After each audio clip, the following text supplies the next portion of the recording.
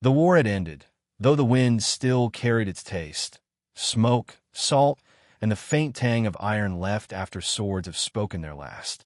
Across the broad plain before the walls of golden Lanka, the moon rose slow and patient, its pale light settling upon broken chariots and the quiet forms of warriors now folded into earth. The sea breathed beyond the city, each wave a soft mantra of release. Ravana lay at the center of the stillness. Armor split, crown scattered, he no longer looked like a king, but like the mountain he had always resembled. Vast, immovable, humbled by its own shadow. Around him the air cooled. The heat of battle sank into the soil, replaced by the night's long exhale. For years he had filled every silence with command. Now the world answered with its first true quiet. His many hearts, each once a furnace of will, beat more slowly, their rhythm matching the pulse of the tide. The pain of arrows and the heaviness of loss dulled to vibration. He felt the planet itself beneath him, immense and forgiving. A conch sounded from the far camp of Rama, long, low, without triumph. It was a sound of acknowledgement, as if the universe itself were bowing to a completed lesson. Ravana smiled faintly. So even victory knows humility, he thought. He turned his gaze toward the sea. The wind that brushed his hair carried the fragrance of jasmine from Mandodari's gardens. He saw her in memory, her eyes pleading on the day he left for war. There is no glory in a battle that silences love, she had said. Pride had wrapped him then like armor. Now her words unbound him. The stars thickened overhead, patient witnesses. He felt their light touching his skin like cool rain. The noise within him, plans, anger, the endless arguments of ego, fell quiet one by one until only breath remained. He remembered the mountain where he had once stood on one foot for 10,000 years, offering pieces of his body to Lord Shiva. He remembered the fire that had answered, the voice that had granted him boons. He had asked not for peace, but for power, and the Lord had given exactly what was asked, never less, never more. Now, lying upon the field, Ravana saw the mercy hidden in that precision. Power without peace is its own undoing. Peace without power never learns compassion. Between them lies understanding. He exhaled. The breath came as a mantra. Om. The syllable trembled through the ground, through the air, into the sea. The ocean responded with a deeper note, folding his prayer into its endless song. He saw flashes of his past, the laughter of his sons, the council of Vibhishana before betrayal, the proud banners above the palace, the morning rituals where he had offered flowers to the lingam with 10 perfect hands. Each image faded softly, leaving no pain, only gratitude. Mahadeva, he whispered, I chased your shadow and called it destiny. I sought to stand beside you instead of within you. Forgive the noise I mistook for devotion. The wind rose slightly, carrying the scent of rain. Somewhere high upon Kailasa, perhaps, the great Lord stirred. Ravana's eyes grew heavy. The moon blurred, the stars bent inward. The ground beneath him seemed to breathe. Each inhale lifted him. Each exhale set him deeper into rest. Across the plain, Rama stood motionless, bow lowered. His eyes held neither triumph nor sorrow, only compassion deep as night. The prince watched the king who had been his mirror, and in that gaze Ravana found acceptance. The world slowed. The drums of time hushed. His final heartbeat aligned with the tide. Om Namah Shivaya, he murmured. The sound was barely breath, yet it reached the edge of creation. The air stilled. The ocean paused. A single shooting star crossed the sky like a lamp carried through darkness. Then all became light. The world did not close when the light came. It opened wider. The plain of Lanka shimmered in silver, and what had seemed ruin softened into pattern. Every broken spear caught a glint of moonlight. Every fallen banner became a thread in a vast tapestry. It was as if the earth itself were weaving the memory of this night into its skin. A wind drifted from the sea. It moved with the tenderness of a mother's hand, lifting the ashes from the ground, carrying them toward the horizon where dawn waited unseen. The sound of the tide deepened, the rhythmic pulse of life that outlives all empires. Ravana's body lay still, but something within him continued listening. The silence had weight now, a presence that surrounded him, pressing softly yet infinitely. He felt the line between breath and being blur. He was breathing with the world rather than through it. Images flickered. Mandadari's face, the glow of oil lamps before his family shrine, the long hall where his council had once gathered. He saw each moment, as if from afar, stripped of judgment. Every victory that had once inflated him now looked small. Every kindness once overlooked shone like hidden gold. He felt a strange joy rising through the exhaustion, the kind of joy that comes not from having, but from seeing clearly. So this is what the sages meant by release, he thought. Not escape, but understanding. Above him, the clouds parted. The moon poured light across his chest, and for an instant his wounds gleamed like jewels. The air thickened with fragrance, camphor, sandal, a breath of burning ghee. Somewhere nearby, perhaps only in spirit, a priest began to chant verses of peace. From the unreal, lead us to the real. From darkness, lead us to light. From death, lead us to immortality. The words floated through the air, half sung, half sighed. Ravana listened. Each syllable sank into him, stitching the torn cloth of his being. His 10 minds, once racing like 10 rivers, flowed together into a single stream. He remembered the first time he had spoken to Shiva. The mountain had trembled. His voice had shaken the sky. He had thought the gods admired his courage, but perhaps they had only pitied his noise. Now he understood that the divine never shouts. It whispers through stillness. He would have smiled if he still had lips. The smile formed instead as warmth in the center of awareness. He saw the faces of those who had followed him, warriors fierce and faithful, each believing in his vision. Their devotion, though born of misunderstanding, was still devotion. Love, even when misdirected, is not wasted. It simply waits to be purified. He sent a pulse of gratitude through the night for them, a silent blessing that spread like smoke from incense. Far away, the first color of dawn touched the edge of the sea. The sky shifted from black to blue to a whisper of rose. The horizon glowed as though the world itself were exhaling after holding its breath too long. Rama turned toward the light. Lakshmana and the others remained quiet, each aware that something sacred was passing. They did not touch the fallen king. Some mysteries must be left to the gods. Ravana felt the first warmth of the sun graze what remained of his form. The light did not burn, it soothed. He realized that he could let go, that holding on served nothing. His will, the same iron that had built Lanka's towers, uncoiled. In that release, he felt weightless, as if rising through the very breath of morning. The sounds of earth, waves, wind, distant voices, faded to a hum, and within that hum bloomed a new tone, subtle and endless. The Aum he had once chanted now chanted him. He followed it upward. The battlefield, the sea, the island itself receded below, like a drawing folded and placed away. Ahead waited a horizon of silver mist, pulsing with promise. The king of Lanka drifted toward it as quietly as a leaf drawn into tide. And for the first time in all his lives, Ravana slept without dream. The sleep that took him was not the sleep of flesh. It was a long, luminous pause, like a wave that stops halfway through its fall, holding the light inside itself. Ravana drifted there, between worlds, wrapped in the soft vibration of the sacred syllable that had carried him upward. Time had no meaning, there was only rhythm. He could still feel the pull of the earth far below, not as weight but as memory. The rhythm of footsteps in palace corridors, the laughter of courtiers, the cries of children chasing kites on the terraces, all faint now, folded into the single note that filled him. The note had neither beginning nor end. It was the sound of all prayers overlapping.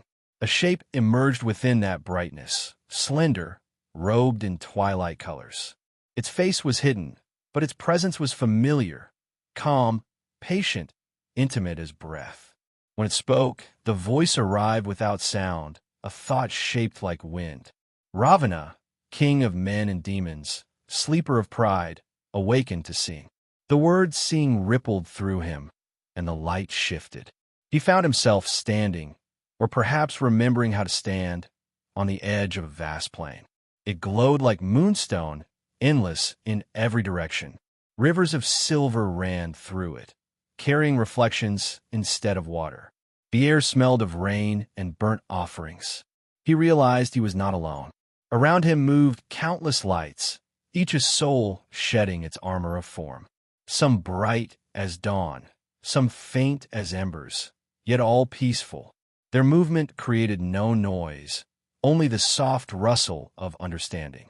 He felt humbled among them, small but not diminished.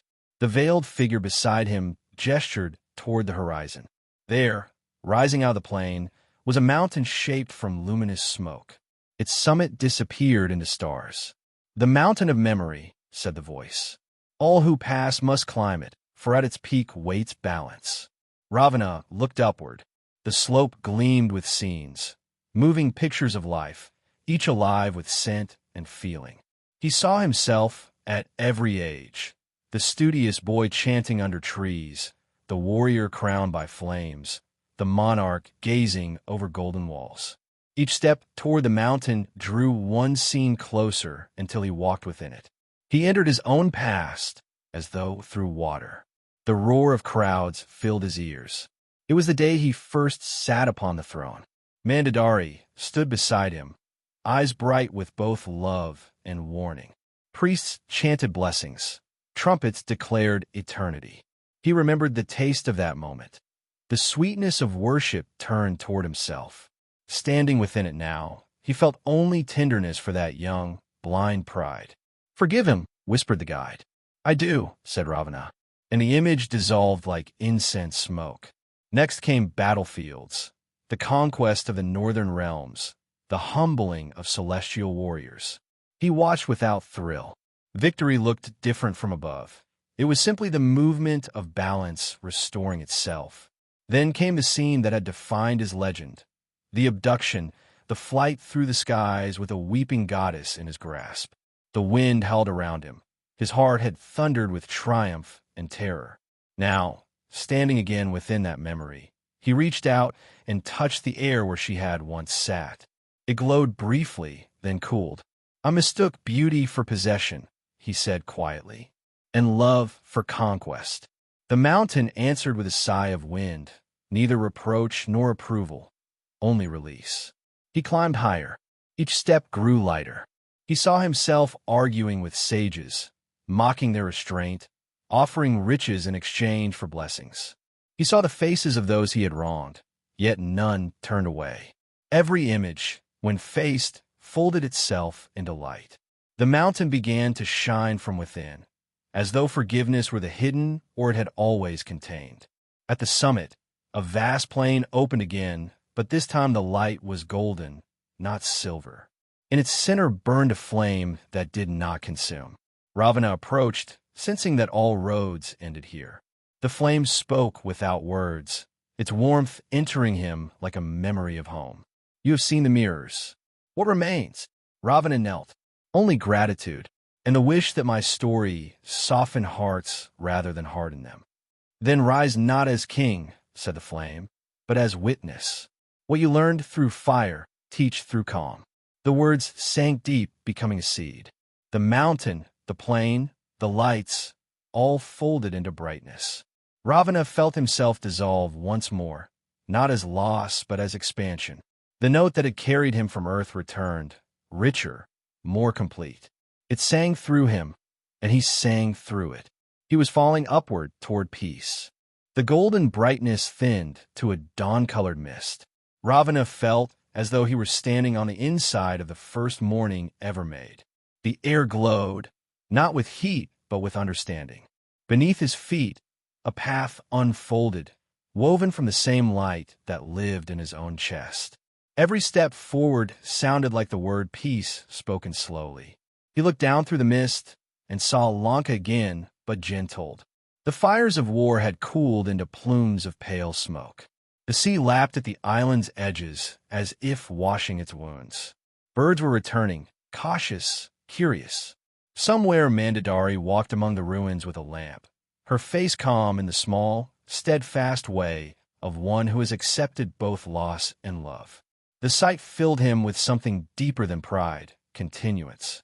Life does not end with victory or defeat, he murmured. It flows through both. The light around him rippled, as if in agreement. He turned back toward the horizon where the mountain of memory had stood.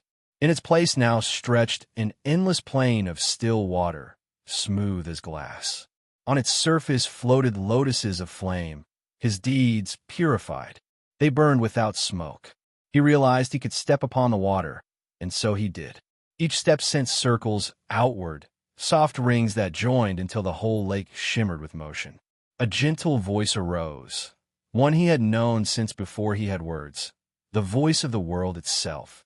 You have walked through noise into listening. What will you do with hearing?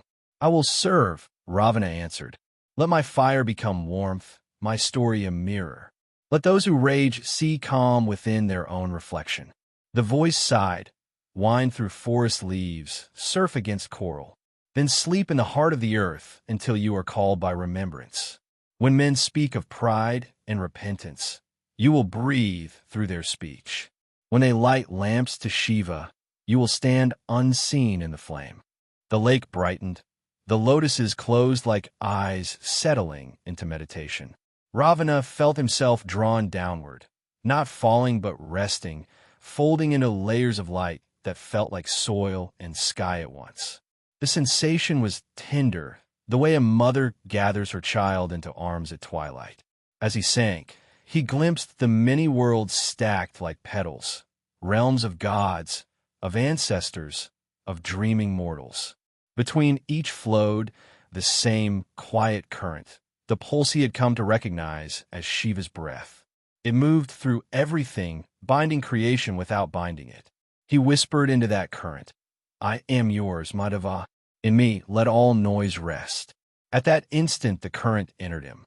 His awareness expanded until the idea of I could no longer stand. The stars were inside him now, circling like bees around a single flower of consciousness. He saw the dance of Shiva, the slow, eternal rhythm of birth and dissolution, and in every turn he recognized his own heartbeat.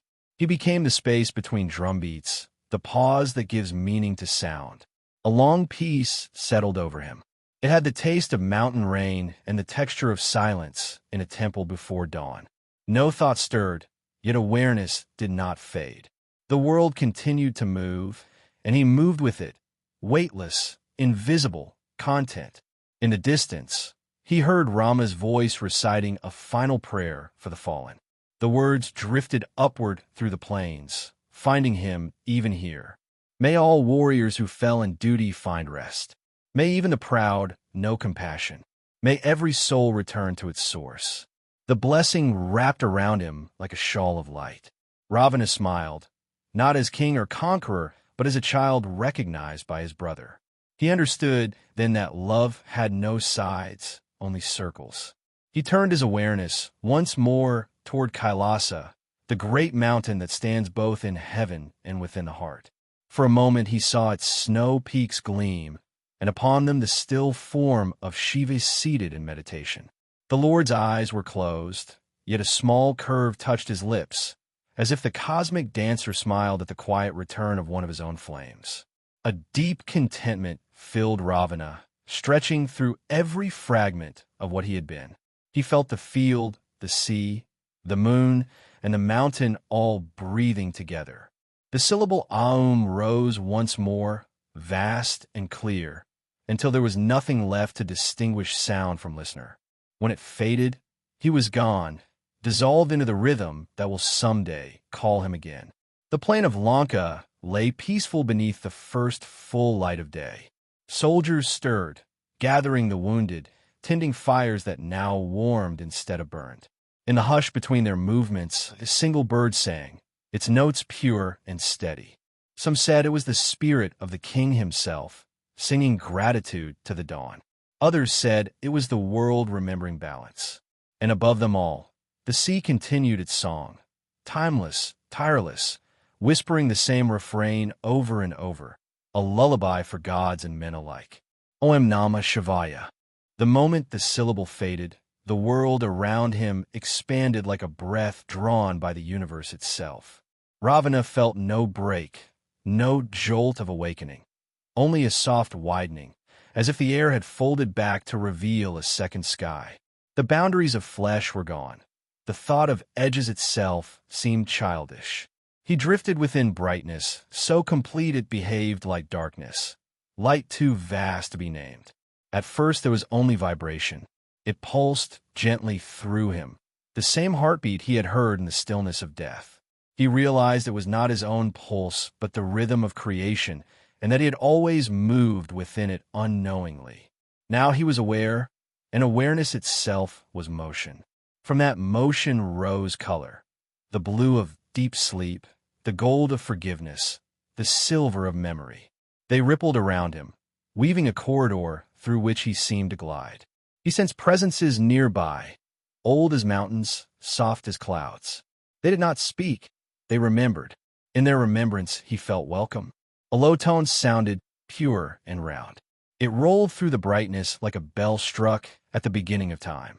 With it came form, a landscape not of stone or soil, but of meaning. Fields shimmered in gentle gradients, every hue carrying a feeling, compassion, humility, relief. He knew he was in the realm of return, where souls reconcile sound with silence. He looked down and saw something that startled him. A figure lay beneath the veil of light, sleeping in armor cracked and crimson. It was himself. The sight was not ghastly. It was tender, like seeing a childhood drawing pinned to the wall of eternity. The body was merely the echo that had brought him here. He bowed to it and felt the vibration of gratitude pass through him like wind through chimes. Ahead, a path appeared, delicate, luminous, twisting upward into a sky full of slow-moving stars. Each step glowed before he took it, vanishing after. He followed, not because he was told to, but because the path and his own were the same thing.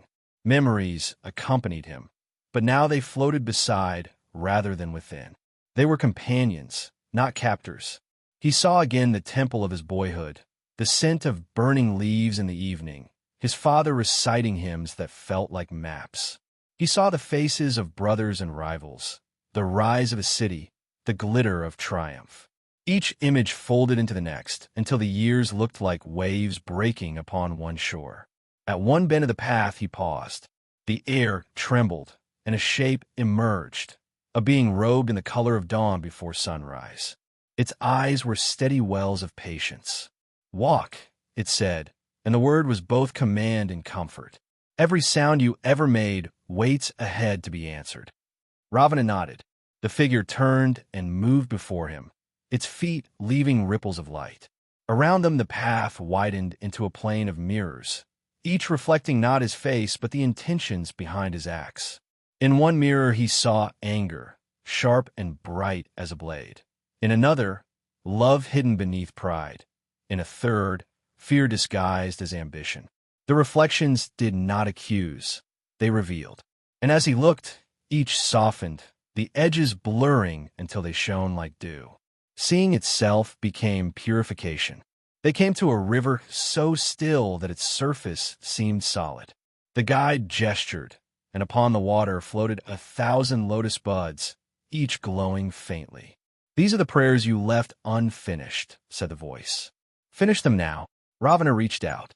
Wherever his awareness touched, a bud opened, releasing fragrance. Each carried a memory.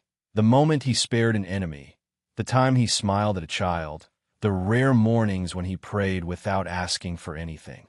He had forgotten them, but they had not forgotten him. Together they perfumed the air with forgiveness. "Why do I remember kindness more vividly than cruelty?" he asked. "Because kindness belongs to what survives," said the guide.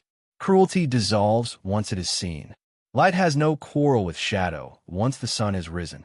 They crossed the river, and the landscape changed again. Peaks rose on every side, mountains woven from the songs of those he had led, fought, loved. Each summit echoed faintly with his own voice, as if the air were returning his chants from distant ages. The mountains bowed as he passed, and their echoes became harmonies instead of shouts. When they reached the highest ridge, the guide stopped. "Here ends remembering. Beyond lies knowing. Are you ready to see?" "I am," said Ravana, though he felt as if he were whispering into the heart of the storm. The ridge melted into light, and a new expanse appeared, an ocean suspended in the sky, its surface rolling with patterns of gold. At its center rose a single flame, calm and steady. The guide touched Ravana's shoulder. "Enter. What you take for flame is truth mirrored as fire." He stepped forward. The light enveloped him, cool despite its brilliance. Waves of energy flowed through him, not burning but clarifying. Voices whispered within the flame, voices of teachers, enemies, lovers, even those he had never met. They all said the same word, though each in a different tongue: peace. The word became a chord. The chord became the silence beneath all songs.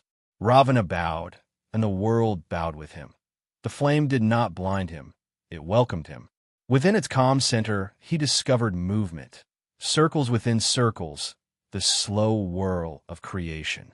Each turn of the light showed him another face of existence, the dance of atoms, the blossoming of stars, the quiet rise of sap inside a tree. He realized that everything breathed the same rhythm. Even silence inhaled. "Who am I now?" he asked, his voice gentle, curious.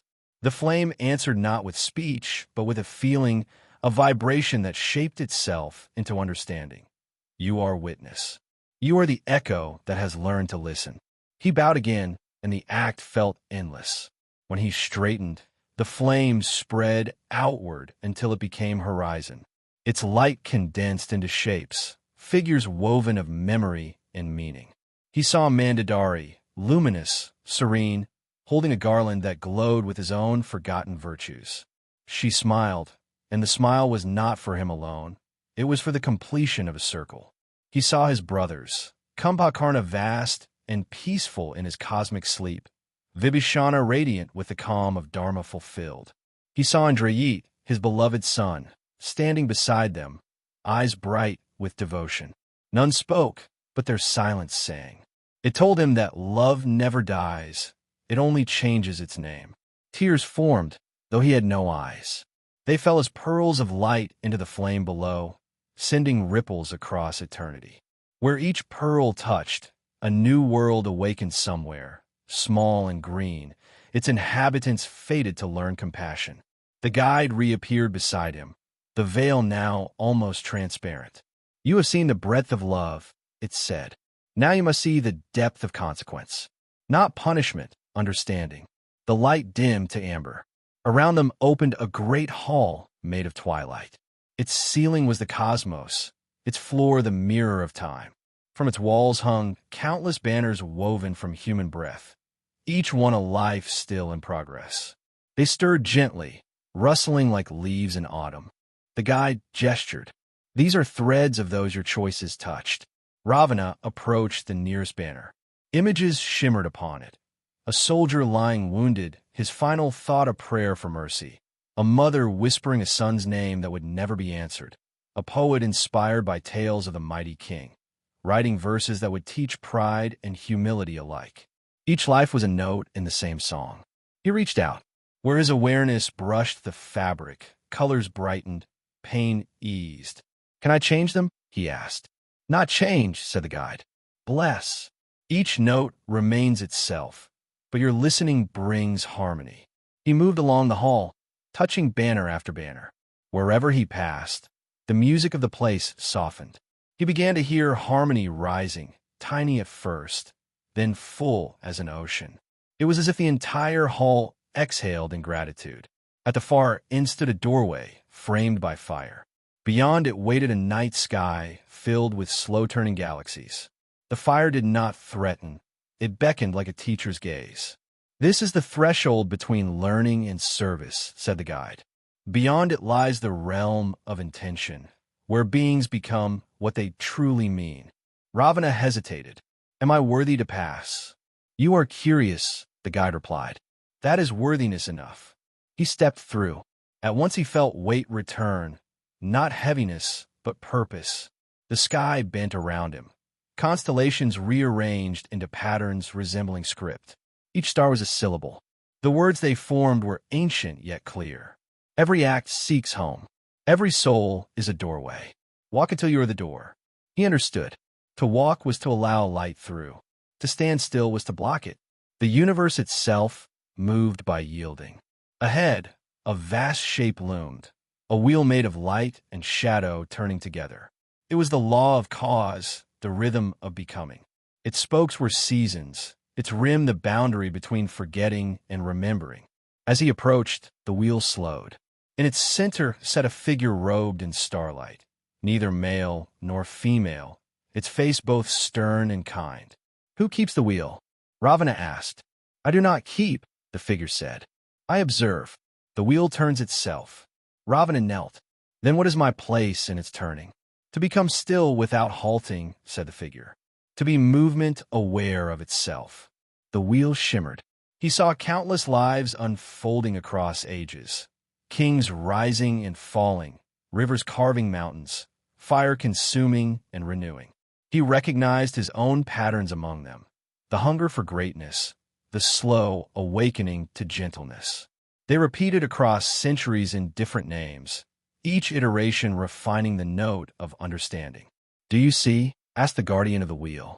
Yes, said Ravana. Every life is the echo of the last, softened by remembrance. The figure smiled. Then you are free to move beyond cycles, or to remain and steady them for others.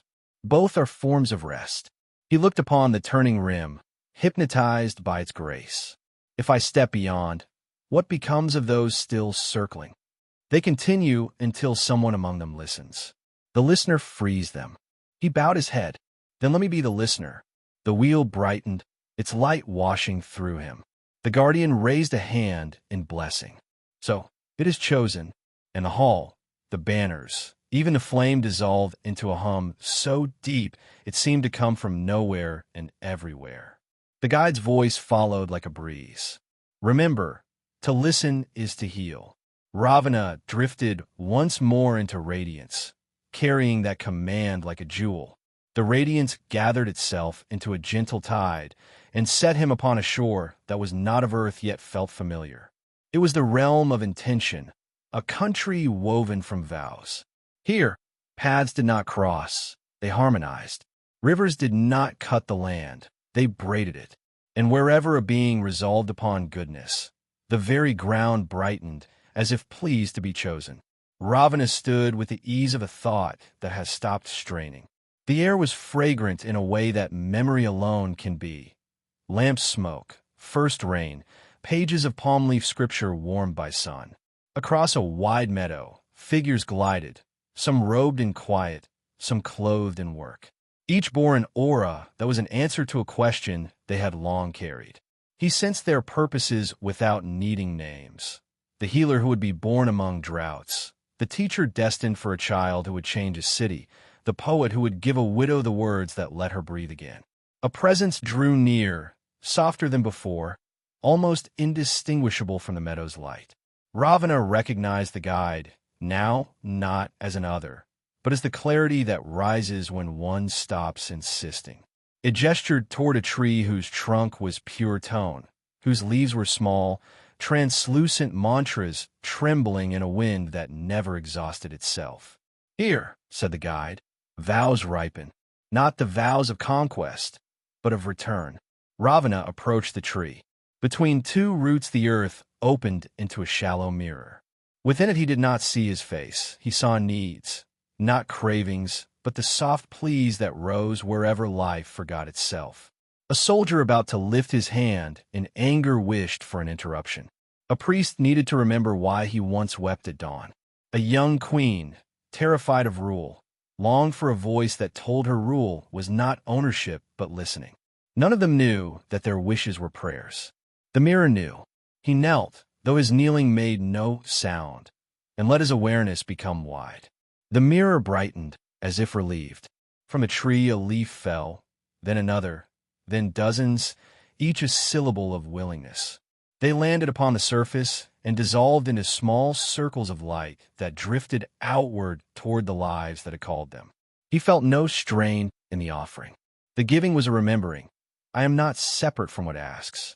Is this how gods answer? He asked, not to challenge, but to understand where providence begins.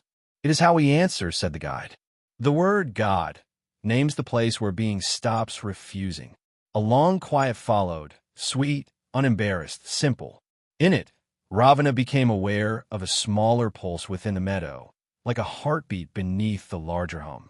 He moved toward it and found a little shrine, no bigger than a child's cupped hands, made of sand and prayer. On its tiny altar sat a pebble that glowed with the color of dusk. He understood. Somewhere, a child was building this with patient seriousness, her brow furrowed with the dignity of devotion. She had no temple near her home, so she made one with what she had. Her prayer was not for riches, not even for safety. It was for her father's anger to soften enough that he might hear the night birds. Ravana felt a gentleness open within him, like a door into a garden that had waited centuries behind his ribs.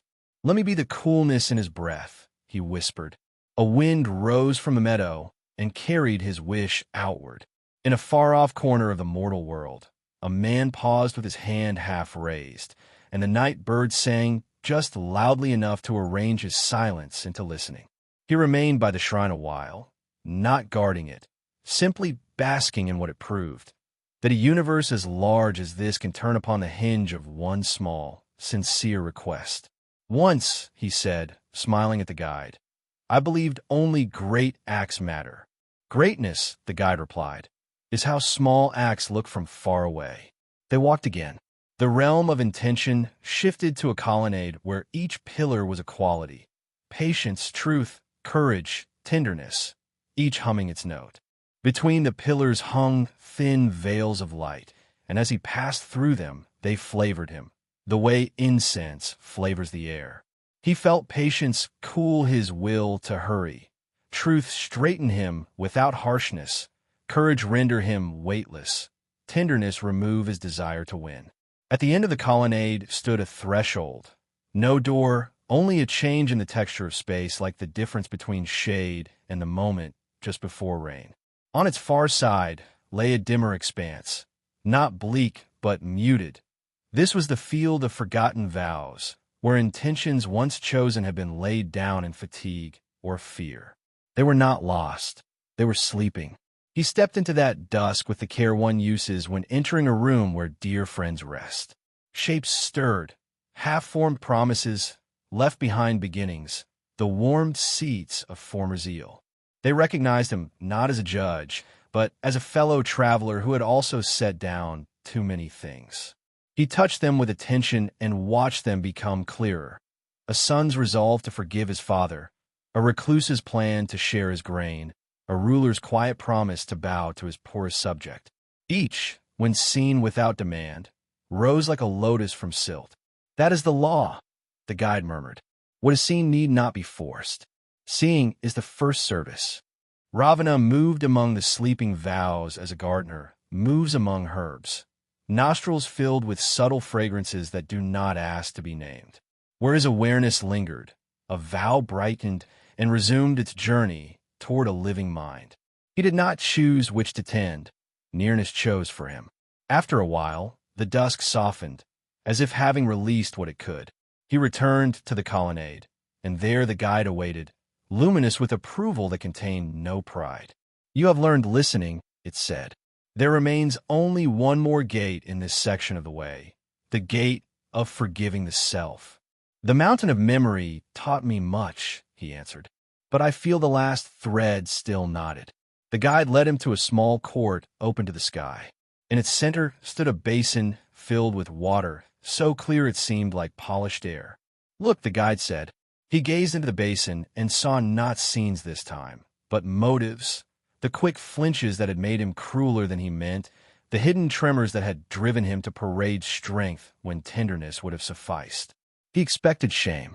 Instead, he felt recognition, as one recognizes a scar they got while rescuing something precious. Not all wrongness is malice. Much is simply fear wearing armor. "Can this be forgiven?" he asked. "It has been," said the guide. "But forgiveness is a door that opens from both sides. Will you open it from yours?" He bent. With both hands he cupped the water and raised it to his forehead. It passed through him like cool light, like rain that remembers the cloud as home. The last knot loosened, quietly, almost shyly, and in its place there was only room. The meadow brightened 1 degree, the way a room brightens when someone you love enters it without making a sound. The guide inclined its head. "Now the river will carry you to the place where choices rest in their pure state. From there, you may take your vow." "Is it chosen already?" he asked, smiling. "All vows are ancient," the guide replied. "We simply remember the ones that fit our true size." They walked until the ground itself became flow.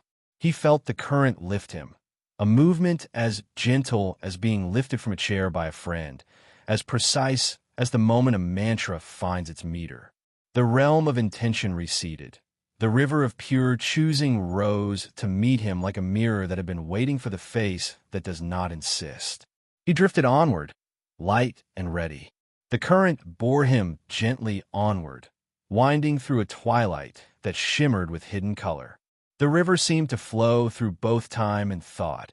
Each ripple carried faint whispers, unfinished prayers, stray laughter, sighs of forgiveness. They were the music of worlds learning themselves. Ravana floated among them like a note returning to its source. The light deepened to indigo. Mist rose in slow spirals, and within it flickered faint constellations, tiny souls preparing to be born. Some pulsed brightly, eager for form. Others rested, content to wait. He watched with calm curiosity. So this is how life begins, he thought. Not with a shout, but with permission. The river broadened into a calm lake whose surface reflected no sky, only awareness. In its center rose an island the color of moonstone. Upon it stood a single bridge, built of alternating arcs of light and shadow. At the far end glowed a faint doorway, bright as the heart of a pearl. He knew without being told that this was the gate of vow, where intention, once purified, becomes direction. The guide awaited him on the near shore. Its veil had dissolved completely. It was now a figure of clear luminance, a silhouette cut from calm itself. Across this bridge, it said, lies your choice, not the grand decision of a king, but the simple choosing of how you will help the worlds remember balance. Ravana inclined his head. I am ready. Then cross in silence, the being said, each step will ask a question. Answer only with feeling, not with thought. He placed one foot upon the first arc instantly. The bridge thrummed beneath him, alive. From somewhere below rose the first question, a whisper like wind in reeds. What do you desire most? He paused. In other lives, he might have answered, dominion, fame, knowledge. Now, from the calm center of him came a softer truth, to serve without pride. The bridge brightened and carried him forward. The second arc asked, whom do you love? He saw Mandadari's eyes, his brother's steadfast faces, the bright laughter of Indrayit. But the answer that emerged was broader. All who breathe. The bridge pulsed again and lengthened. The third whisper rose. What do you fear? He searched and found only one fear left, to forget. The admission made the air warmer, more transparent. Step after step, question after question, he moved, each response unbinding another thread of selfhood until he walked not as a person, but as awareness shaped into purpose. At last he reached the middle of the bridge, where light and shadow met perfectly. There the voice of the river itself spoke, immense and tender. You have learned to listen, to see, to forgive. Now learn to rest while moving, to speak while silent. What form will you take, child of flame and devotion? He looked toward the far shore. Beyond the pearl-colored doorway shimmered the countless worlds. The mortal, the celestial, the unseen. Within each he sensed echoes of his own story, pride blooming, collapsing, awakening again. If he left entirely, the echo would fade. If he stayed, it could guide. His answer rose clear as dawn. Let me walk where memory meets night. Let me be the stillness that follows arrogance, the hush that teaches after thunder. The river exhaled, a long, approving sound that seemed to travel through galaxies. The bridge steadied, glowing from within. So you choose the path of the watcher, said the current. You will move among dreams and meditations, unseen yet near, reminding the restless of quiet strength. I accept, he said. Light gathered around him, forming faint symbols upon his brow, patterns of prayer rather than command. The pearl doorway widened. Beyond it waited a land of silver plains and slow, turning stars. It looked almost like dawn seen from within the sun. The guide stood beside him one last time. Your teacher's gaze will find you whenever you remember the mantra of surrender, it said. Shiva's smile is the compass of all wandering. Go gently. Will I see you again? Ravana asked. The being's laughter was like the ring of a bell cooling in evening air. You will not need to. I'm the clarity within your own seeing. Then it dissolved into the radiance, leaving only stillness and the faint scent of sandalwood. He turned toward the doorway. As he stepped through, the air became thinner, more transparent. The stars elongated into filaments of sound, each note an echo of Om. He passed through them without resistance, feeling them settle within him as memories he would one day give away. The far side of the bridge unfolded into a vast plateau of light. Here he sensed the presence of the Great Ones, souls so ancient they no longer had names. Among them shimmered the outline of a dancer, poised on one foot, hair like flowing galaxies. Ravana knew at once. He knelt. Shiva's gaze met his, not stern, not indulgent, but intimate, the way silence meets breath. Rise, said the Lord. You have traveled the long path of sound back to stillness. What remains of you is what always was. Ravana bowed deeper. Only devotion remains, my lord. Then keep it as rhythm.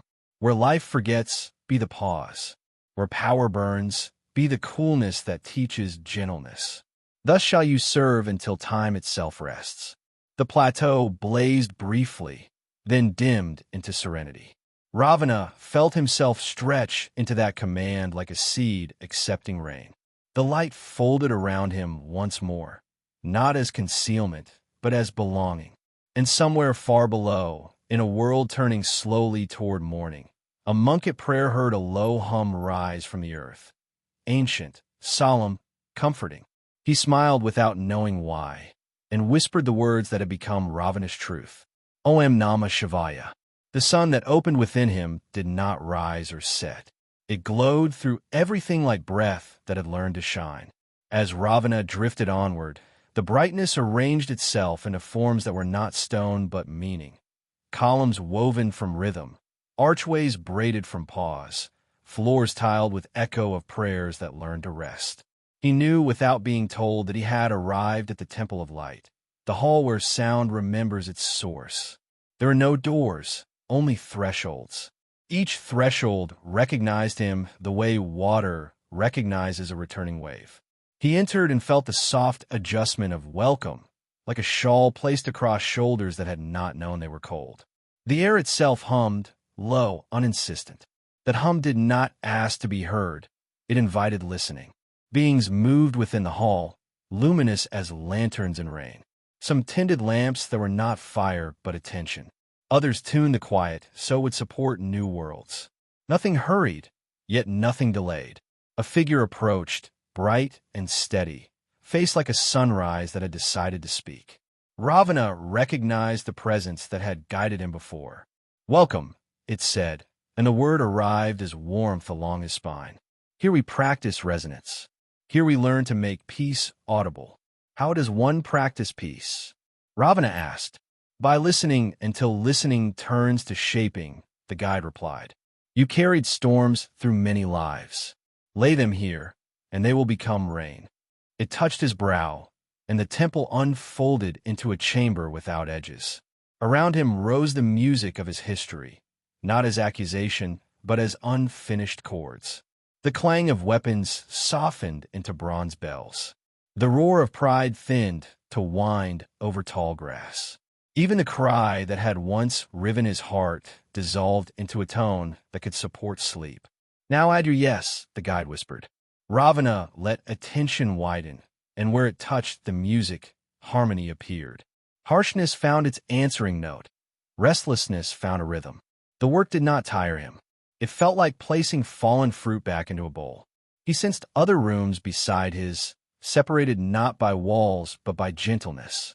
In one, a queen learned to turn command into blessing. In another, a hunter set down haste and found that patience feeds more mouths. In a third, a small lamp glowed while a girl practiced saying thank you to water. Every chamber shared its learning with every other. The guide led him onward. They came to cloisters where qualities lived as gardens. In courage, the air stood straight. In humility, the sky seemed closer. In tenderness, fruit ripened in anyone's hand. Ravana walked slowly as a guest discovering home. At a fountain whose water fell without sound, the guide stopped. "Here we keep the instrument," it said. "What instrument?" Ravana asked. "The one every being wears," the guide answered. And in the falling water he saw a shape like a breastbone, strung with invisible strings. Most strike it to be heard. Few tune it to hear. He reached toward the water, and the unseen strings vibrated. A scale rose, simple, pure, as if sung by dawn. He realized the instrument was attention itself, and that tuning it required a small surrender, letting breath become quiet enough to notice its own kindness. "Let me learn," he said.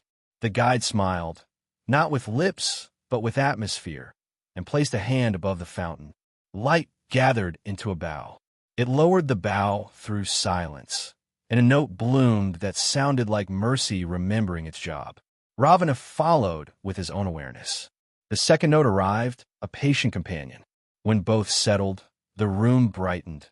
Somewhere in the mortal world, a quarrel softened into conversation. "This is the labor of the temple," the guide said. "We bend tone until it becomes path." They moved again, and the hall opened into a library with no books. Shelves held moments instead, tiny vials, breaths rescued from anger, words withdrawn before they could wound, glances that decided to be gentle. Each vial shone. "Nothing is lost," the guide said. "What the world calls small is seed." Ravana paused before a shelf where one vial glimmered with familiar gold. He touched it, and Mandadari's voice filled him, a whisper asking that he return before he became a stranger to himself. He placed the vial back and bowed. On a balcony overlooking the inner sky, the temple kept its simplest lesson. A plain mat faced an expanse of light. "Sit," the guide invited, "and do nothing carefully." He sat. Doing nothing carefully revealed itself to be devotion without theater. He followed the bow of breath as it entered and left. The light did not increase, yet he could see more of it. Somewhere below, waves arranged the shore into listening. After a long while, the guide spoke again, voice thin as the edge of a leaf. "There is one more room." They stood at a lintel, so clear it seemed made of promise. "What is this place?" Ravana asked. "The Chamber of Return," the guide replied. "Here, those who have learned to shape peace choose whether to carry it into the dreaming world. There you would be no longer king or conqueror, only a pause where fury forgets itself." "Does the world need such pauses?" he asked. "As long as hearts are afraid," the guide said gently.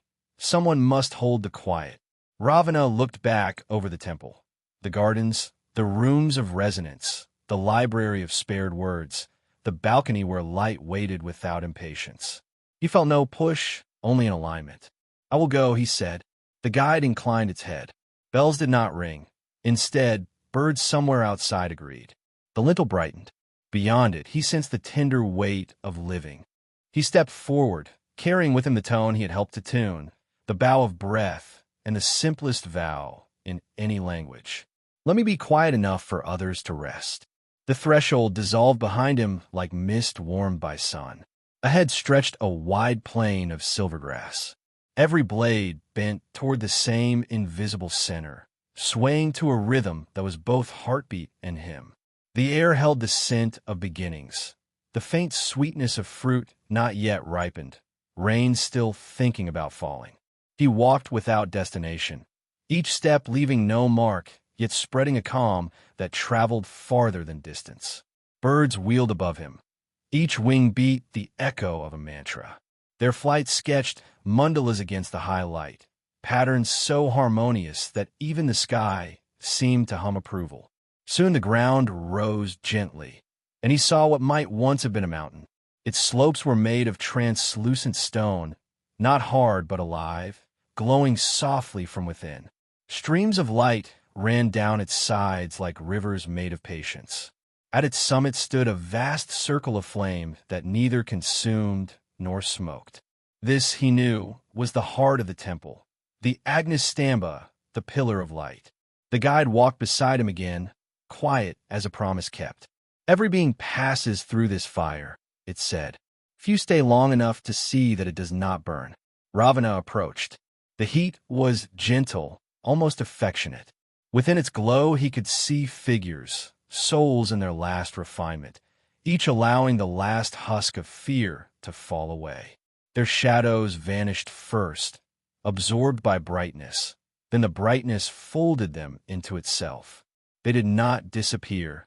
They became indistinguishable from the light that received them. He hesitated on the edge. Is there anything left of those who pass? They become the warmth that greets others, said the guide. The fire loses nothing. It is fed by surrender. He understood. All his life he had thought surrender meant defeat, that kneeling was for the weak. But standing now before a fire that welcomed without demanding, he saw that true strength is the courage to dissolve the boundaries that ache to remain separate. He stepped forward. The flame rose to meet him, cool as moonlight, filling him until he was flame seeing itself. Everything that had ever resisted melted. Ambition loosened its grip. Remorse softened into learning. Within that clarity, he could hear Shiva's heartbeat, slow, infinite, rhythmic as the pulse that moves galaxies. You are the echo of my laughter, said the heartbeat. You were never other. Ravenous awareness bowed. The words were not forgiveness. They were remembrance. The flame began to pulse, and he found himself standing once more in the circular hall of the temple, though now the walls breathed like lungs. The air shimmered with quiet intelligences, all attending to something beyond sound. The guide's form had changed. It was vast, almost sky. You have entered the inner fire, it said. Now learn the lesson of tone without source. A vibration rose underfoot, expanding upward through his being. It was the same Aum he had heard on the battlefield, but now he felt its layers. The opening A as the birth of form, the sustaining U as the weave of living, the closing M as rest. Between them shimmered the silence that allows all sound. Within that silence, he sensed the presence of everything he had ever loved. He began to chant, not with mouth or mind, but with existence. The temple responded. Each pillar vibrated, releasing threads of color that braided through the air until the entire space became a tapestry of living sound. The guide joined him, and the tones intertwined like rivers meeting. Their harmony was not loud. It was vast. Far away, across plains of sleep and waking, storms calmed, children dreamed sweetly, and kings delayed anger by a single breath. When the chant settled, Ravana stood within its echo. This sound, he said softly, is the world remembering how to breathe. The guide nodded. The universe is sustained not by power, but by balance. Power is merely balance that has forgotten to listen. He smiled. Then I have been an unbalanced prayer. Now you are at correction, the guide said. A doorway opened in the far wall, shaped like a tear that had decided to heal. Through it spilled golden air. The guide gestured. Beyond this door lies the gallery of worlds. There you will see where harmony must travel next. You may choose where your echo will dwell. He entered. The gallery was a corridor without end, lined with translucent spheres suspended in dark. Each sphere held a world. He could see them as if from high above, forests trembling in monsoon, deserts rippling beneath fierce suns, oceans that never slept. Some worlds gleamed serene, others flickered with restlessness. The sound within each differed, some pure, some strained. He recognized the tone of earth immediately, a deep, blue hum crossed by human noise, equal parts prayer and confusion. "Here," said the guide, "the music falters most. Will you lend your tone to its repair?" Ravana's awareness swelled with compassion. So many hearts beating out of rhythm, he murmured. They need not perfection, only lullaby. He extended a hand of light. The sphere quivered and absorbed his touch. The noise within softened, its tempo steadied. Rain fell upon fields that had waited too long. Somewhere, a monk ceased debating and began to sing. Somewhere else, a child's sobs slowed to sleep. He felt none of it as pride, only belonging. The guide watched, pleased. Your echo will live there between night and waking. Those who pause in their striving will feel your quiet. This is the service of the tempered flame. Ravana nodded. Then let the echo be gentle enough that they mistake it for their own heart learning to rest. The spheres shimmered, acknowledging. The corridor brightened until all worlds merged into one vast, breathing light. The guide's voice came softly. Now you have become the chant that comforts itself. Ravana closed his awareness and felt the entire temple bow, not to him, but through him, to the great stillness that teaches all motion. When the gallery dimmed, the temple's breath returned, slow, unhurried, kind. Ravana stood within that rhythm as one stands inside the hush of snowfall. The guide's radiance softened around him until it felt like a scarf of light. For a long moment, nothing asked to happen. The stillness itself was the teaching. Then a fragrance moved through the hall, smoke from unseen wood, wildflowers crushed under mountain feet, the clean chill of high air. The pillars brightened as if their stone remembered thunder with affection. Ravana knew before sight. Shiva, he did not see a figure approach. Rather, the space clarified, and the Lord was already present, like truth discovered not by searching, but by stopping. The crescent moon gleamed upon matted locks that held the river of mercy. The throat carried the dusk blue of swallowed poison. The eyes were half closed, giving the world permission to be gentle. Ravana knelt with the ease of breath, completing itself. "Rise," said Shiva, voice as intimate as one's own heartbeat. "What bows in you is already risen." Ravana stood. No pride, no tremor, only placement. "Lord," he said, "I have tuned what I once struck. The world's noise touched me, and I gave it back as lullaby." Shiva's smile was a brightening the temple adopted. "You learned the craft of quiet. Tell me, what is the shape of power?" Ravana lifted his gaze toward the high emptiness and spoke slowly, as if repeating a lesson the soul had carved into him. "Power is a river that forgets itself when it tries to burn. True power is water remembering to flow." "And devotion?" asked Shiva. "Devotion is listening so fully that the listener dissolves."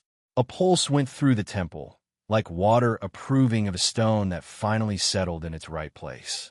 Shiva inclined his head toward the far balcony. Light folded, and the balcony became a ledge above a universe of turning lamps. Cities glowed like scattered constellations. Forests breathed.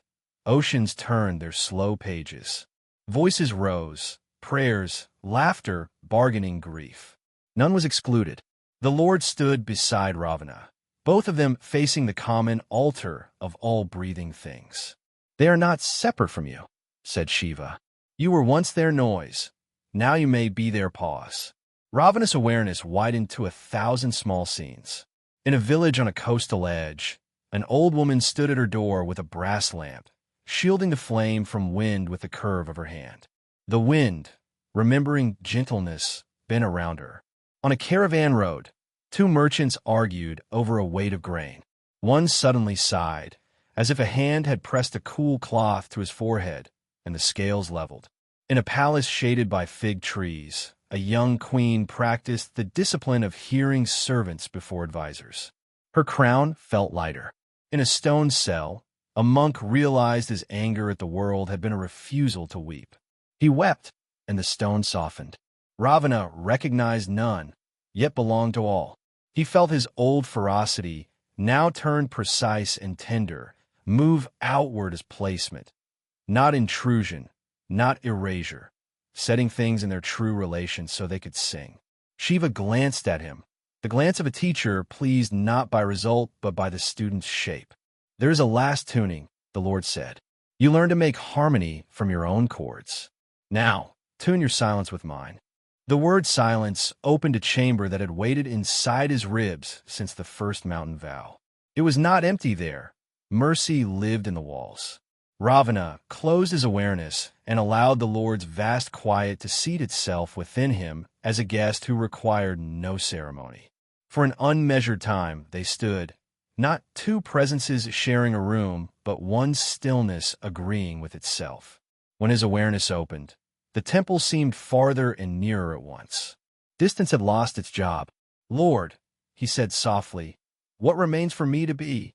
Shiva's answer arrived as instruction and blessing braided together. Be the third sound, not the cry, not the reply, but the resting point that teaches both their nature.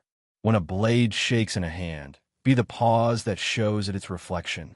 When a prayer asks too loudly, be the quiet that grants it hearing. And when a king forgets the size of his own shadow, remind him of the moon. Ravana's smile carried neither teeth nor triumph. It was the smile of a door that no longer resists its hinge. "Let me be that," he said. The guide returned, diminished now, as lanterns diminish when dawn stands in the doorway. "There is one more walk," it told him. "The cloister of consequence, not punishment, not reward, but the place where acts take their true seats." They passed through a corridor hung with tapestries woven of breath. In each, the same figures reappeared in different lands and clothes. The one who almost harms, the one who nearly forgives, the one who watches and becomes capable of both. Where Ravana paused, threads settled into clearer patterns. The cloth did not judge, it sorted. At the cloister's center stood a table of stone as smooth as water. Upon it lay simple tools, none for cutting, all for mending, a needle of attention, a spool of patience, a weight shaped like listening. The guide touched each. "These are the instruments a watcher carries," it said. "They leave no marks but presence." Ravana placed his hand above the table. The tools shimmered and translated into qualities inside him. He felt the needle become a focus that could stitch a torn moment closed. The spool unwind in a time willingly given. The weight settle as the dignity to wait until meaning returns to a room. Shiva spoke once more, and the syllables arranged his future the way stars arrange a sailor's night. "You will move near thresholds, tents where warriors hesitate, porches where mothers watch for sons, courts where verdicts balance on breath. You will not be seen, but in your nearness, breath will lengthen. Some will call it wisdom. It is only room." The word room filled him until it became atmosphere. On the way back toward the balcony, they passed a low archway from which a modest glow poured, a small side chapel where the temple kept ladders. Not ladders of rungs, but of small permissions: sit, drink, breathe, forgive, sleep. Ravana paused. "These look like minor mercies," he said. The guide smiled. "They're the longest bridges. Across them a life returns to itself." Ravana bowed to the ladders as one bows to elders whose names are almost forgotten. Then the three, Lord, Guide, and newly quiet flame, stood once more above the breathing worlds. Shiva turned, and for the first time placed his hand upon Ravana's shoulder. It was weightless and entire. "Child," he said, "go where my dance is mistaken for noise. Show them the rhythm." The touch became mantra within him. The temple, sensing a departure that was not a leaving, brightened. Gardens exhaled fragrance. The library's viols chimed. In the hall of resonance, chords combed themselves. Ravana stepped to the cusp of return. No fear, no hunger, only the sweetness of work that has forgotten itself. He looked once toward the mountain beyond all halls, and once toward the blue sphere humming with mixed song. His voice, now more like weather than speech, offered a vow. Where pride tightens, I will loosen. Where grief hardens, I will warm. Where prayer shouts, I will quiet it into hearing. The vow rose, met the Lord's smile, and became direction. He moved, downward that was also inward, outward that was also home, carrying the shape of a pause the worlds had not known they were missing, ready to be mistaken for their own gentleness. The descent from the temple was not downward but inward, the way a breath returns to its source after singing. The corridors that had once gleamed like morning were now mellowed to the hue of dusk, gold touched with lavender, rest folded into light. The guide's radiance had softened to almost transparency, and Shiva's presence pulsed everywhere, felt more than seen. The temple itself seemed to bow in farewell, not with sadness but with completion. The gardens released faint fragrance, jasmine, vetiver, sandal, like gratitude dispersing itself across worlds. Bells hummed once, not as sound, but as vibration in the bones of creation. Ravana walked quietly through it all, his steps careful, reverent, as if each pace might bruise the air. He came again to the fountain of clear water, the one that had shown him motives and fears. Now its surface rippled with new light, neither memory nor prophecy, but reflection itself awakening. He saw no figure in it, not even his own, only stillness looking at stillness. The guide gestured to the basin. This water is the gate between sight and service, it said. When you step through, the brightness of the temple will remain with you as the hum behind all things. You will not recall details, only the discipline of quiet. Ravana inclined his head. I am ready. The guide regarded him for a moment, its face now almost indistinguishable from the surrounding glow. Remember, it whispered, to keep gentleness sharper than reason. Then it lifted one luminous hand. The water rose like silk and folded over Ravana, cool and yielding. He did not sink. He simply continued, walking through water that had forgotten to be liquid. Colors melted into one another, forming corridors of flowing light. Beneath his feet, the ripples carried sounds of worlds waking and sleeping. Children murmuring to mothers, monks sighing into prayers, the first notes of dawn birds. Each sound passed through him without disturbance, harmonizing as it went. The path widened into a field of soft brightness. There stood Shiva once more, vast and simple, the universe contained in the curve of his smile. Around him flickered the slow rotation of stars, as if waiting for instruction. You have gathered stillness, said Shiva. Now scatter it. Ravana folded his awareness in reverence. How shall I scatter stillness, my lord? By carrying it without effort, said the Lord. The quiet you are is not for hoarding. Walk with Zake. Stand where breath falters. Speak only when words wish to rest. The sky above them deepened to blue-black velvet. Galaxies hung like garlands of fireflies. Ravana felt the vibration of the Lord's drum, the damaru, reverberate through his being. Each beat birthed a world, then folded it back into itself. Between beats lived peace. Between your drum beats, Ravana said softly, there is room for everything. Exactly, said Shiva, smiling. Be that room. The command was not an order. It was an invitation. Ravana bowed, and when he rose, his form had changed again. He was not shape, but resonance, a shimmer in the folds of sound. Shiva raised his hand in blessing.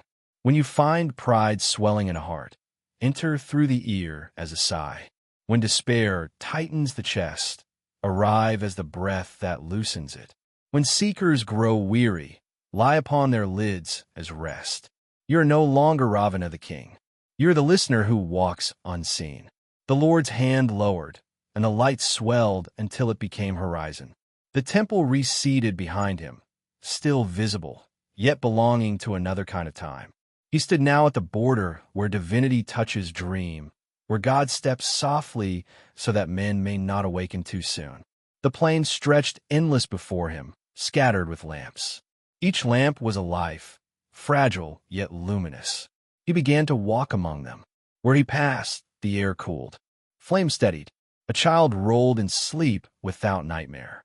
A widow, her tears thick on her cheeks, found that her breathing slowed into rhythm with the sea outside her window. A warrior paused on the threshold of vengeance, remembering his mother's lullaby. Ravana felt each as a pulse through himself. Not pride, not pity, but partnership. He was no longer separate from the world's sighs.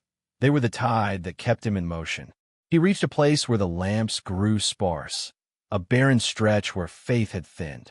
The silence here was not peace. It was emptiness echoing itself. He knelt and touched the ground. The contact released a faint tone, almost inaudible, like the note of a conch remembered after centuries. Slowly, warmth spread, and new lamps flickered to life. He smiled, unseen. The guide's voice returned, not from behind or above, but from within. This is your wandering. The worlds will not know you, yet they will rest because of you. Whenever pride softens into reflection, whenever power pauses before striking, whenever grief exhales, there you will be. Ravana's awareness expanded, dissolving into that promise. He saw the pattern now. Every soul a circle, every circle touching another. The universe was a net woven of gentleness, trembling in the wind of remembrance. He whispered one final mantra, not loud, not grand, but precise. Let every echo find its rest in listening. The stars responded, their light blinking once in unison. Somewhere, a night watchman closed his eyes and smiled without reason. A mother's song grew slower, more tender. A tired scholar's head found the desk softer than before. Ravana watched the ripples expand until he could no longer tell where they began or ended.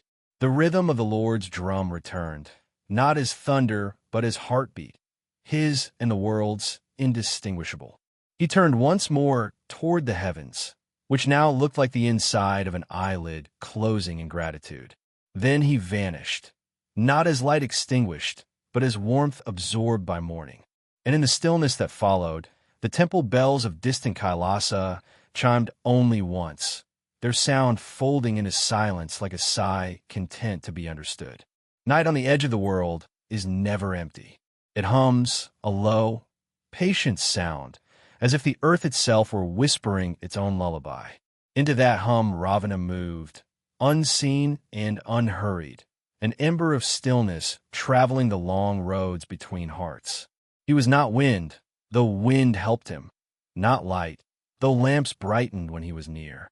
He was the pause that breathes after a cry, the coolness that waits at the rim of anger, the listening that makes prayer audible to itself. He began where wounds were fresh. On a shore strewn with broken oars, a fisherman sat counting losses he could not name.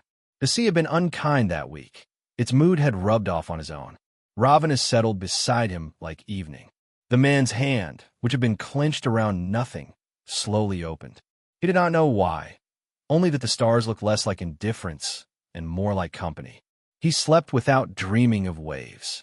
From there, Ravana walked the narrow alleys of a city that had forgotten its river. Stone held onto the day's heat. Windows flickered. Promises made at dawn unraveled by dusk. A child, still trembling from a quarrel, stared at the crack in a wall as if it were the border of an unkind world. Ravana knelt, no shadow, no form, and the crack became a seam, the seam a story. Walls are stitched so they can hold. The child's breath evened. His next thought was smaller and kinder. He crossed a plain where soldiers practiced the old art of moving together. Dust rose, settled, rose again, a brown prayer repeating itself. At the edge of the field a young man lifted his spear, rage heavy in the elbow. Ravana entered through the ear as a sigh. The spear point dipped a finger's breadth. In that slender difference a life changed direction and did not know it. In a temple courtyard, lamps waited in neat rows for evening. A priest stood in the half-light, rubbing fatigue from his face with the back of his hand. Ritual had grown louder than devotion. Ravana stood where the priest would look next. When the priest's eyes lifted, they did not meet emptiness, they met space. He remembered, without effort, the first time he wept at dawn. The rows of lamps seemed to arrange themselves. He lit them as if feeding a quiet animal that trusted him. Ravana's work left no mark, only room. He did not push. He placed. He did not teach. He tuned. Even grief, when it met him, found that crying could be a kind of breathing, not only a breaking. In huts and palaces alike, in the corners of monasteries and under the bridges where the river slept, a small lull settled. The kind that does not erase pain, but gives it a chair and a cup of water. Seasons turned. Rice bowed in fields. Snow learned the names of roofs. Deserts lifted their veils to brief, solemn rain. Word traveled without words that nights had grown kinder. Mothers reported that infants startled less at thunder. Old men, waking in the dark, found their bones speaking to them in softer tones. In markets, bargaining lost its sting and kept its wit. No one credited a cause. Gratitude walked bareheaded. Sometimes Ravana paused to listen to the ocean, still humming the mantra that had carried him out of one life and into this broad service. The sea's repetition comforted him. Power roars. Truth repeats. He repeated, too, not out of duty, but out of resemblance. The quiet he had become was simply the world recognizing itself.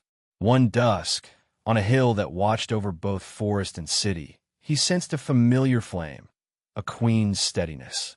Mandodari, returned to earth in another name, stood beneath a fig tree, hair silvered by years of rightful grief. She spoke to no one, yet her posture gave blessing to everything that came within the reach of her gaze.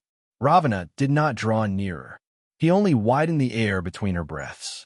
Her next exhale carried a fragrance that would guide a generation of decisions in a court she would never enter. He did not always walk among the simple and poor.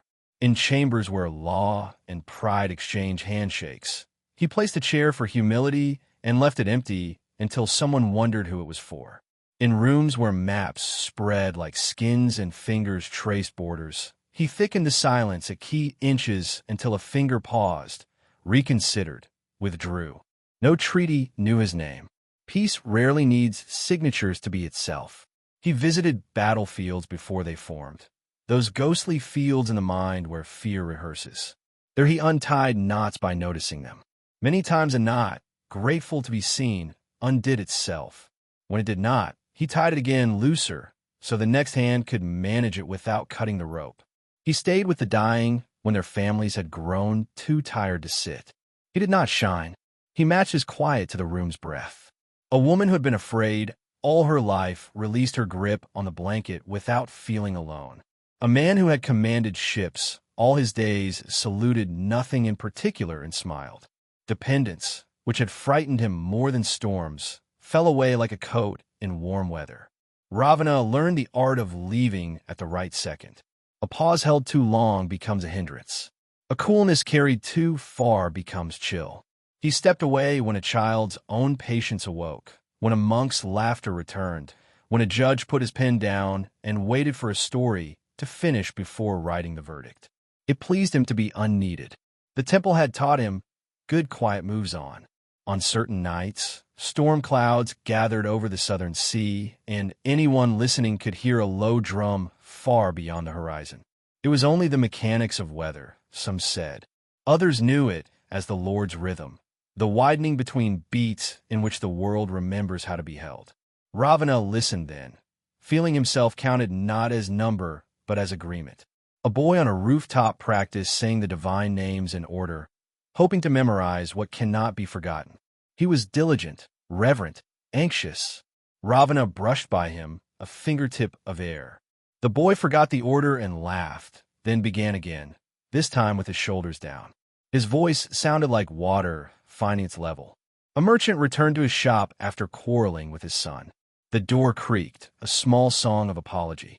He almost called out instructions. Instead, he stood and watched his son straighten jars carefully, not to please, but because straightening itself felt right. The merchant's throat softened. He said good evening and meant it. In a monastery of high stone, a disputation about truth had lasted 3 winters. 2 scholars met in a corridor narrow enough that their elbows brushed. Words rose. Ravana leaned his weight against the stones. The stones leaned back against the scholars. Both men laughed at the same time at nothing. The disputation ended not with a conclusion, but with tea. Such were his victories, if victory is the right word for a door that swings with oiled hinges. He did not count them. The wheel he had seen in the high halls kept turning, and he remembered the guardian's counsel. Be movement aware of itself, but he moved aware. And where he paused, awareness met itself and others and bloomed like night jasmine. Every so often he felt the cool of Kailasa on the back of his neck, a shadow made of blessing. He would lift his unseen face, and the stars would answer by brightening a degree that astronomers cannot measure. The Lord's smile travels without light. On one long night, when the moon hid and the sea revised its own borders, Ravana stood on a spit of rock that had loved storms since the first tide. He listened to the far bell of a temple boat and the near mutter of crabs doing their humble work. He whispered, to no one in particular and to everything at once, "May my quiet not be mine." The rock, the crabs, the bell, the sea all agreed. He turned inland. Lamps waited in windows like small, upright intentions. Somewhere a mother hummed a tune older than her grandmother and newer than her child. Somewhere a king removed his ring before sleeping, and power remembered what hands are for. Somewhere a thief put back a loaf and took instead the lesson of his own hunger. Ravana touched none of them. He was with them, and when at last the east paled, he did what the east does. He made space for light without announcing it. The sun does not earn morning. It simply appears where room is made. Ravana walked on, a guest whose presence rearranged furniture only by suggesting that chairs might face one another instead of the door. Dawn spilled over the horizon like honey poured too slowly to end. Its light did not chase night. It simply persuaded it to rest. Ravana watched the quiet argument between gold and blue and smiled. He had no need for shape or form, but sometimes the world required reminders it could see. He took the faint shimmer of heat rising above the fields, visible only to the patient, and let that be enough. Villagers in the valley below began their day, grinding grain, fetching water, calling to one another across courtyards where the air still smelled of sleep. Each action carried a rhythm, and Ravana, ever the listener, matched his breath to theirs. The world was an orchestra that forgot it was one. He played the invisible instrument that kept its time. A boy lost his temper when his ox refused to move. The rope cut into his palm, and anger rose like a fast flame. Ravana drifted between them, not to interfere, but to offer space. The boy's breath caught, slowed. He noticed the animal's flank rising and falling. The rope slackened. 2 beings exhaled together, and the field remembered what labor without violence felt like. Later, on the riverbank, women washed clothes. Their chatter rose and fell in easy waves. One, younger than the rest, looked toward the far bank where a temple spire shimmered. She wanted to pray, but had no words that felt hers. Ravana lifted the wind a little so her veil brushed her cheek, the gesture of a hand unseen. She smiled, realizing that prayer might simply be attention. Her hands moved slower after that, every rinse a benediction. By noon, the heat gathered like a monk deep in contemplation. Ravana moved toward the shade of the banyan tree that had watched generations come and go. Beneath it sat an old man tracing letters in the dust with a stick. The letters were names, each line a sigh for the friends who had gone ahead. "Too many gone," the man muttered, his voice trembling. Ravana knelt beside him, not close enough to startle, close enough for the dust to cool. The old man paused. "Perhaps not gone," he said after a moment, smiling faintly at the air. The stick dropped. Wind erased the names. Affection remained. Ravana listened. He had learned that listening is not absence, but participation without demand. In every sound, there was story. Bees discussing flowers, water explaining gravity to stone, children mispronouncing the sacred names and making them truer. The world spoke without pause. His task was only to keep it from shouting. He moved west, to where the day's shadow pooled. Travelers gathered near a shrine, a wayside hut painted with a fading blue deity. A priest offered water from a cracked bowl, reciting verses half remembered. One traveler, a woman veiled against the sun, accepted the water but hesitated before drinking. Grief had parched her faith. Ravana leaned close, the water's surface stilled. Her reflection steadied, and she saw not her exhaustion but her mother's gentleness in her own mouth. She drank. The priest smiled without knowing why his verse had sounded whole this time. Evening crept on cat feet. The sky turned the color of forgiveness, orange fading into soft gray. Fires blinked awake across the land, each one a pupil widening in the eye of night. Ravana walked the thin line between flame and smoke. In every spark, he could sense stories ready to be born. He touched none directly. His nearness was enough to coax warmth instead of destruction. He came to a village preparing for festival. Drums thumped, reeds sang, lamps lined the lanes like constellations walking. Children darted past, their laughter pure as unstruck bells. For a while he lingered, remembering music's old power to weave difference into dance. Then, from the far edge of the crowd, a group of men argued over the order of procession, each wanting his deity first. The drums hesitated, uncertain whom to obey. Ravana smiled. "Let sound choose," he whispered into the nearest drum. The next beat came on its own, steady, perfect. Musicians followed. The rhythm led itself. Feet found agreement before mouths could protest. Soon laughter folded the quarrel into rhythm. The festival went on, not knowing it had been rescued by quiet. Beyond the festival lights lay a grove where widows kept lamps for those lost to war. Their songs were almost whispers, their devotion nearly secret. Ravana entered softly, the way mist enters a field. Each widow held her grief with practiced grace, but one wept openly, shaking with both rage and love. He listened until her sobs slowed. The flame of her lamp, which had guttered, steadied. She felt it too, the sense that her husband's memory had found rest, not because he had returned, but because she had stopped sending him away. The wind folded around them like shawl and silence. Far from human reach, in a mountain cave where a hermit studied stars, Ravana visited too. The hermit had sought enlightenment for decades and feared he had failed. He sat now among scrolls, head heavy, murmuring, "Why won't the light speak?" Ravana answered with stillness, so deep it rearranged the shadows on the wall. The hermit lifted his eyes. The stars no longer seemed distant. They pulsed with his own heartbeat. He laughed, startled, and whispered, "Ah, it was me who was quiet too loudly." He blew out his lamp and sat in natural light. Night ripened. Crickets took over the labor of keeping time. Owls asked their solemn questions. The wind offered replies. Ravana passed through fields where dew already formed, 1,000 small mirrors rehearsing dawn. He paused beside one drop clinging to a blade of grass. Within it reflected the entire moon, inverted but perfect. Everything that bends still carries heaven, he thought. The drop slid, found soil, and was gone. He had no sense of distance anymore. Everywhere was near, everything simultaneous. He could stand at the corner of a city and feel the hush of a monastery across oceans.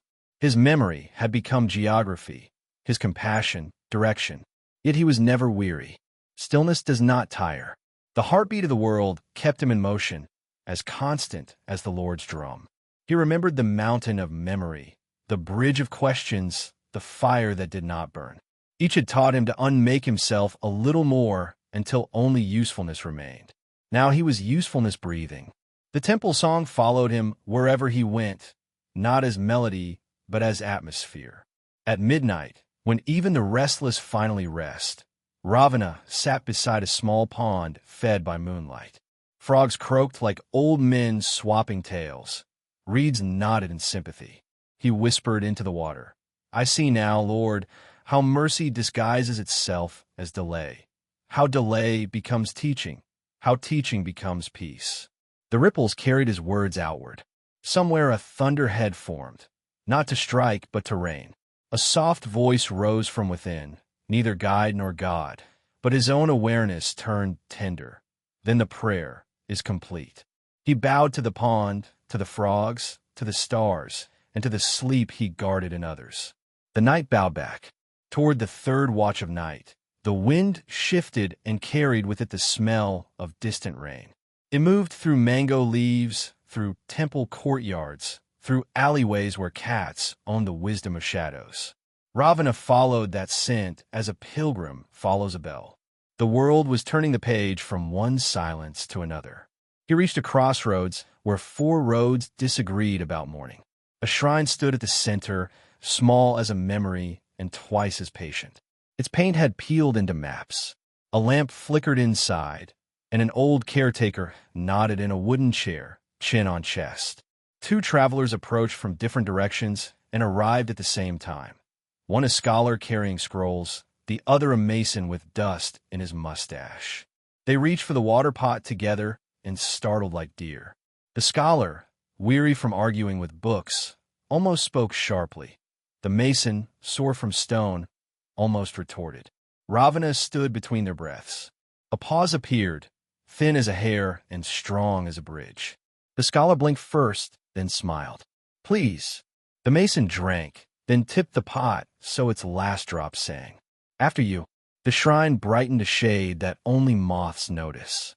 The caretaker woke, not because of noise, but because the night had gotten easier to hold. Ravana turned his attention to a palace where the moon had been kept out to keep fear in. A young ruler paced his chamber, ankle bells of duty clinking. Advisors had advised until language collapsed. At the river delta, fishermen cast nets into the uncertain tide. They had forgotten the old chants that steadied their hands. So Ravana hummed through the reeds until the river hummed back. Their nets filled, not with excess, but with enough. They returned home humming the same tune, and their children learned it without being taught. In a mountain monastery, an abbot struggled to teach novices the discipline of joy. "They sit too still," he complained to the stone statues. "They pray, but they do not sing." Ravana passed through the hall as a breeze does through a flute. The next prayer ended not with silence, but with laughter that was also reverence. The abbot looked up, startled by a sound older than sorrow, and whispered, "Ah, at last they are listening with their hearts." He crossed oceans of air where ships sailed on clouds of devotion, monks, wanderers, and dreamers traveling inward. He brushed the wings of cranes and the tails of comets. Each shimmered in recognition. Even time itself seemed to nod when he passed, as if saying, "Here is one who no longer resists me." In the plains below, he found a battlefield that had forgotten its cause. The grass was still scarred, and bones whispered to one another in dust. He walked among them, and their murmurs softened. The field sighed and sprouted again. Poppies opened where swords had fallen. The ghosts quieted, not dismissed, but remembered correctly. In a distant village, a young mother sat by her sleeping child. Fever had frightened both.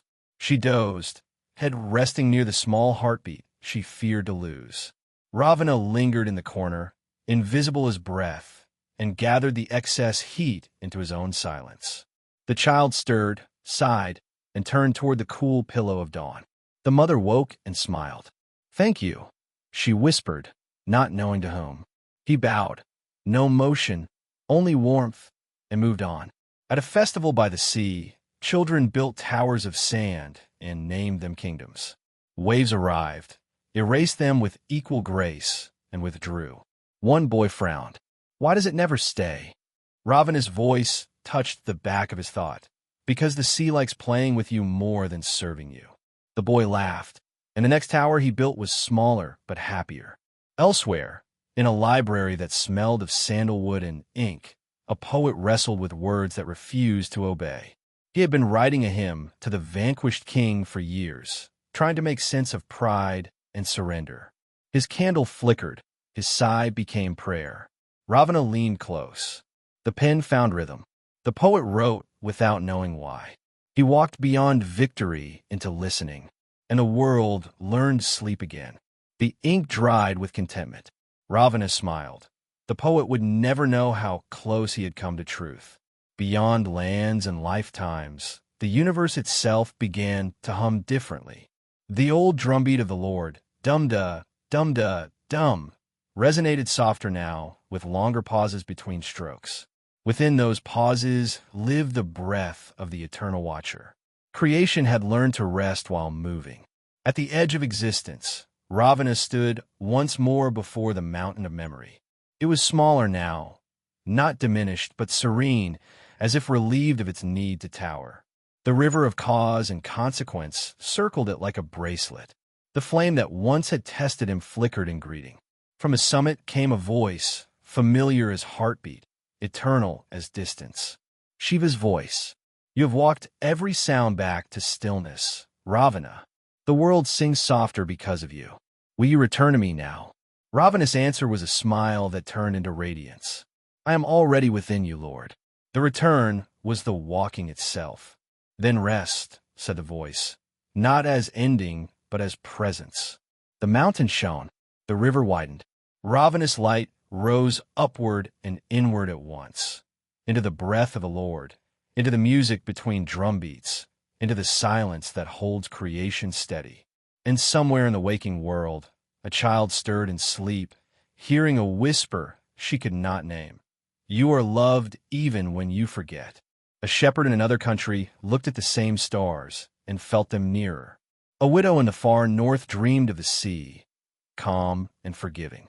In each, the watcher moved, unseen but intimate, teaching rest. The story did not end, because stories are the way silence explains itself. The flame of Ravana did not fade. It became the pause between thunder and rain, the hush between thought and understanding, the sigh that carries gratitude without word.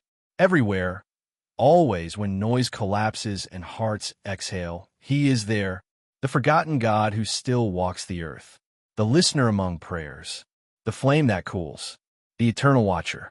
And in that stillness, if you listen long enough, you might hear him hum the sound that began it all. Not command, not cry, but compassion shaped as vibration.